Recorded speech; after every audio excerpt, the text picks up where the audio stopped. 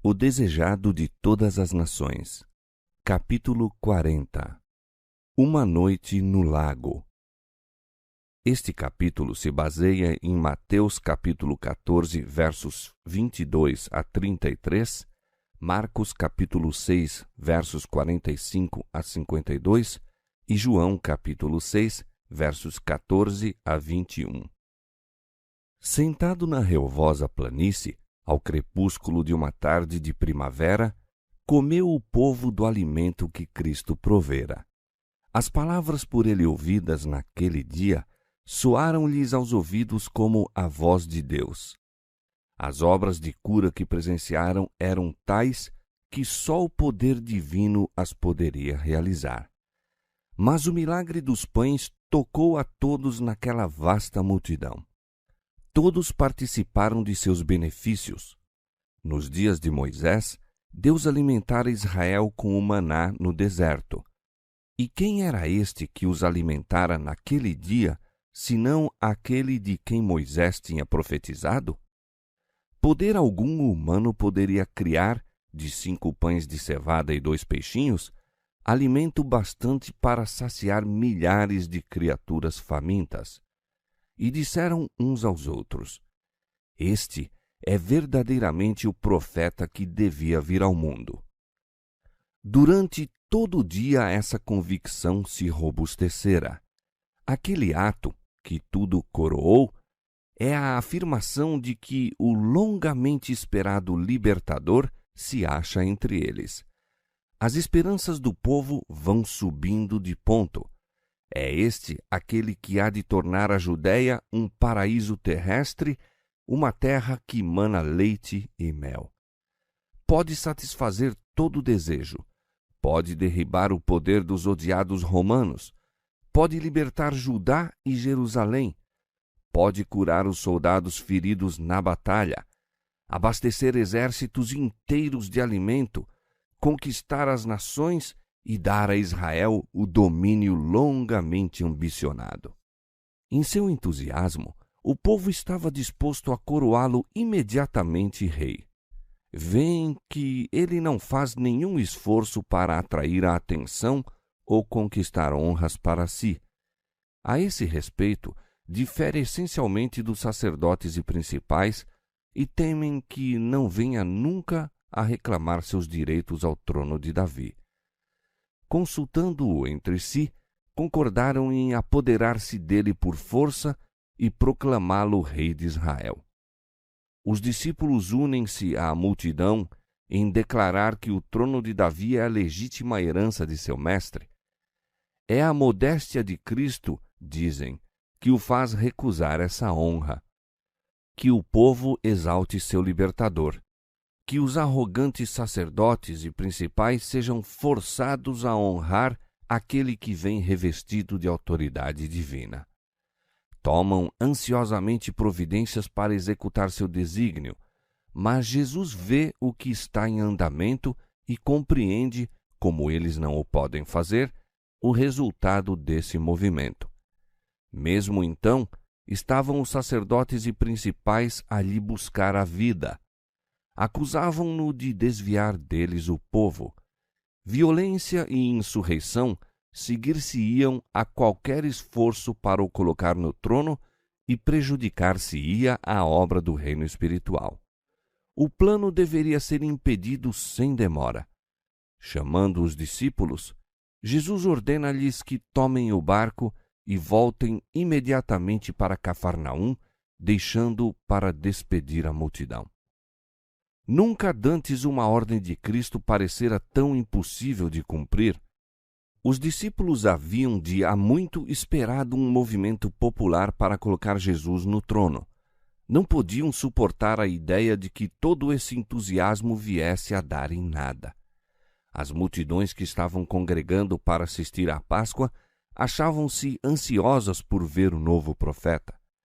A seus seguidores, esta se afigurava a oportunidade áurea de estabelecer seu amado mestre no trono de Israel. No ardor dessa nova ambição, duro lhes era afastar-se e deixarem Jesus sozinho naquela desolada praia. protestaram contra essa medida, mas Jesus falou então com uma autoridade que nunca dantes assumira para com eles. Sabiam que seria inútil qualquer oposição de sua parte e, silenciosos, dirigiram-se para o mar. Cristo manda então à massa que se disperse, e tão incisiva é sua maneira que não lhe ousam desobedecer. As palavras de exaltação e louvor morrem-lhes nos lábios. No próprio ato de avançar para dele se apoderarem, são-lhes detidos os passos e o alegre e ansioso olhar amortece-lhes no semblante. Há naquela multidão homens de espírito vigoroso e firme determinação. O régio porte de Jesus, porém, e suas breves e serenas palavras de ordem aquietam o tumulto, frustrando-lhes os desígnios. Nele reconhecem poder superior a toda terrena autoridade e, sem uma réplica, submetem-se. Quando a sós, Jesus subiu ao monte para orar à parte. Durante horas continuou a suplicar perante Deus. Não por si mesmo, mas pelos homens eram aquelas orações. Rogava poder para revelar aos mesmos o divino caráter de sua missão, a fim de que Satanás não lhes cegasse o entendimento e pervertesse o juízo. O Salvador sabia que seus dias de ministério pessoal na terra em breve chegariam ao termo e que poucos o receberiam como seu Redentor. Em angústia e lutas de alma, orava pelos discípulos. Haviam de ser duramente provados. Suas esperanças, tão longamente acariciadas, baseadas numa ilusão popular, haviam de lhes trazer a mais dolorosa e humilhante decepção. Em lugar de sua exaltação ao trono de Davi, haveriam de testemunhar-lhe a crucifixão. Essa deveria, na verdade, ser sua coroação. No entanto, não o percebiam e, em consequência, grandes seriam as tentações a sobrevir-lhes, as quais difícil lhe seria reconhecer como tentações. Sem o Espírito Santo para iluminar a mente e ampliar a compreensão, a fé dos discípulos faleceria. Penoso era a Jesus ver que o conceito deles quanto a seu reino se limitasse a tão grande parte ao engrandecimento e honra mundanos. Oprimia-o o peso da preocupação por eles e derramava suas súplicas com acerba angústia e lágrimas. Os discípulos não partiram imediatamente, segundo as instruções de Jesus. Esperaram algum tempo na expectativa de que ele se lhes viesse juntar. Ao verem, porém, que as trevas se adensavam rapidamente, entrando no barco, passaram o mar em direção a Cafarnaum. Com o coração insatisfeito, deixaram a Jesus, mais impacientes com ele do que nunca, desde que o tinham reconhecido como seu Senhor. Murmuravam por não lhes haver sido permitido proclamá-lo rei. Exprobravam-se a si mesmos por se terem tão prontamente submetido às suas ordens. Raciocinavam que houvessem sido mais persistentes e teriam, talvez, conseguido o seu desígnio. A incredulidade se estava apoderando de seu espírito e coração. Cegava-os o amor da honra. Sabiam que Jesus era odiado pelos fariseus e estavam ansiosos por vê-lo exaltado como pensavam que devia ser. Estarem ligados a um mestre que podia operar tão grandes milagres e ainda serem injuriados como enganadores era provação que mal podiam suportar. Deveriam ser sempre considerados seguidores de um falso profeta? Não haveria Cristo nunca de afirmar sua autoridade como rei? Por que não havia ele, que possuía tal poder, de revelar-se em seu verdadeiro caráter e tornar-lhes a eles o caminho menos penoso? Por que não salvar João Batista de uma morte violenta? Assim raciocinavam os discípulos, até que trouxeram sobre si mesmos grande treva espiritual. perguntavam: poderia ser Jesus um impostor, como afirmavam os fariseus? Os discípulos haviam testemunhado naquele dia as maravilhosas obras de Cristo. Dir-se-ia que o céu baixara à terra. A lembrança daquele dia precioso, glorioso, devera tê-los enchido de fé e esperança. Houvessem, da abundância de seu coração, estado a conversar entre si a respeito dessas coisas e não teriam caído em tentação. Sua decepção, porém, lhes absorvera os pensamentos. Esqueceram-se das palavras de Cristo: recolhei os pedaços que sobejaram, para que nada se perca. Foram horas de grandes bênçãos para os discípulos aquelas, mas tudo olvidaram. Achavam-se em meio das turbadas águas, tinham os pensamentos tempestuosos e desarrazoados, e o Senhor lhes deu alguma coisa a mais para lhes afligir a alma e ocupar a mente. Deus assim faz muitas vezes, quando os homens criam preocupações e aflições para si mesmos. Os discípulos não tinham necessidade de criar perturbação, já se avizinhava o perigo. Violenta tempestade se viera imperceptivelmente aproximando deles e não estavam preparados para ela. Era um súbito contraste, pois o dia fora perfeito, e quando o vento soprou sobre eles, atemorizaram-se. Esqueceram o aborrecimento, a incredulidade e impaciência. Todos trabalharam para impedir que o barco fosse a pique. Era pequena a distância, por mar, de Betsaida para o ponto em que esperavam encontrar-se com Jesus, e com um tempo normal não levava senão poucas horas. Agora, porém, eram tangidos cada vez mais longe do local que buscavam. Até a quarta vigília da noite, pelejaram com os remos. Então, deram-se por perdidos. O mar, tempestuoso, imerso em trevas, fizera-os sentir seu desamparo e anelavam a presença de seu Senhor. Jesus não os esquecera. O vigia vira, da praia, aqueles homens possuídos de temor em luta com a tempestade. Nem por um momento perdeu de vista aos discípulos. Com a mais profunda solicitude acompanhavam seus olhos o batel, sacudido pela tempestade, com sua preciosa carga, pois esses homens deviam ser a luz do mundo. Como a mãe amorosa a velar o filho, assim cuidava dos discípulos o compassivo mestre. Rendidos os corações, acalmadas as ambições profanas, e pedindo eles humildemente auxílio, este lhes foi dado. No momento em que se julgavam perdidos, o clarão de um relâmpago revela-lhes um misterioso vulto que deles se aproxima, vindo sobre as águas. Não sabem, todavia, que é Jesus. Consideram um inimigo aquele que os vinha ajudar. Apodera-se deles o terror. Afrouxam-lhe as mãos que haviam empunhado o remo com pulso de ferro. O barco ondula ao sabor das ondas. Os olhares acham-se voltados para essa visão de um homem a caminhar sobre as alvacentas vagas do mar todo espumejante. Julgam-no um fantasma a lhes augurar a ruína e gritam atemorizados. Jesus avança como se lhes quisesse passar adiante.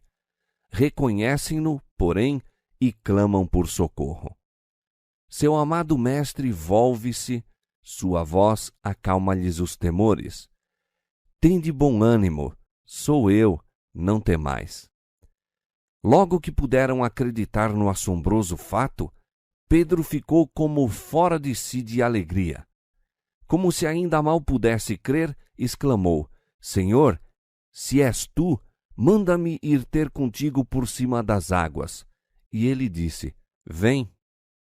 Olhando para Jesus, Pedro caminha firmemente.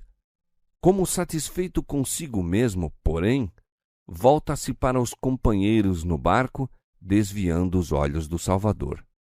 O vento ruge. As ondas encapelam-se alterosas e interpõem-se exatamente entre ele e o Mestre, e ele teme. Por um momento, Cristo fica-lhe oculto e sua fé desfalece. Começa a sossobrar. Mas ao passo que as ondas prenunciam morte, Pedro ergue os olhos para Jesus e brada: Senhor, salva-me! Jesus segura imediatamente a estendida mão, dizendo: Homem de pouca fé, por que duvidaste? Andando lado a lado, a mão de Pedro na do Mestre, entraram juntos no barco. Mas Pedro estava agora rendido e silencioso. Nenhuma razão tinha de se vangloriar sobre os companheiros, pois, por causa da incredulidade e da exaltação, quase perdera a vida.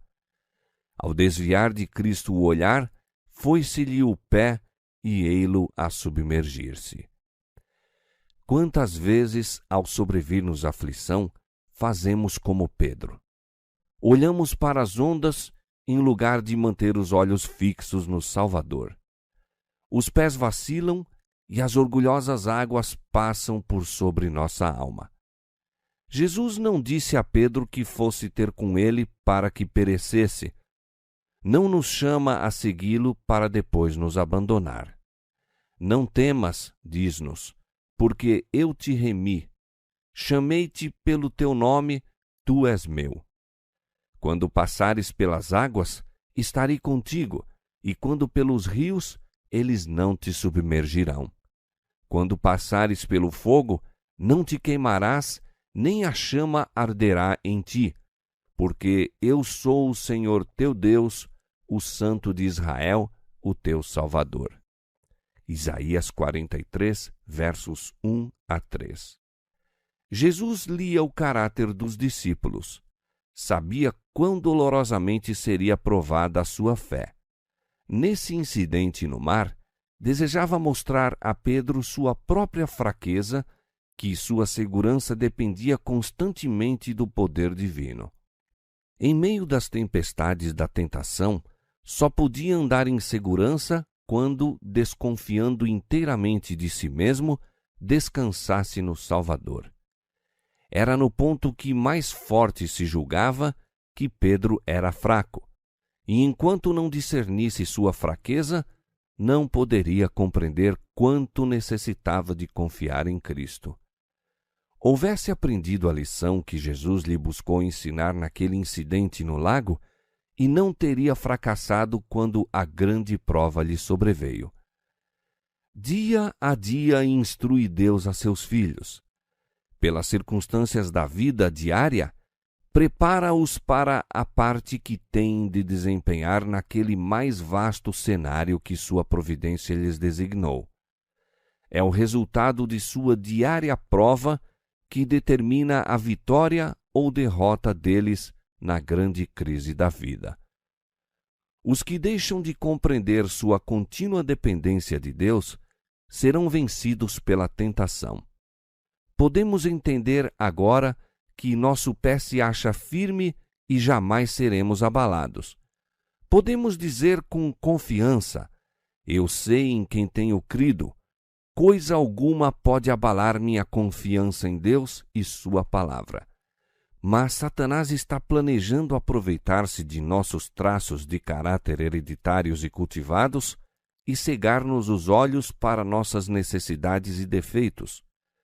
Unicamente compreendendo a própria fraqueza e olhando firmemente para Jesus, podemos caminhar com segurança. Tão depressa tomou Jesus lugar no barco, o vento cessou, e logo o barco chegou à terra para onde iam. A noite de horror foi seguida pelo raiar da aurora. Os discípulos e outros que se achavam no barco inclinaram-se aos pés de Jesus, corações agradecidos, dizendo: És verdadeiramente o Filho de Deus.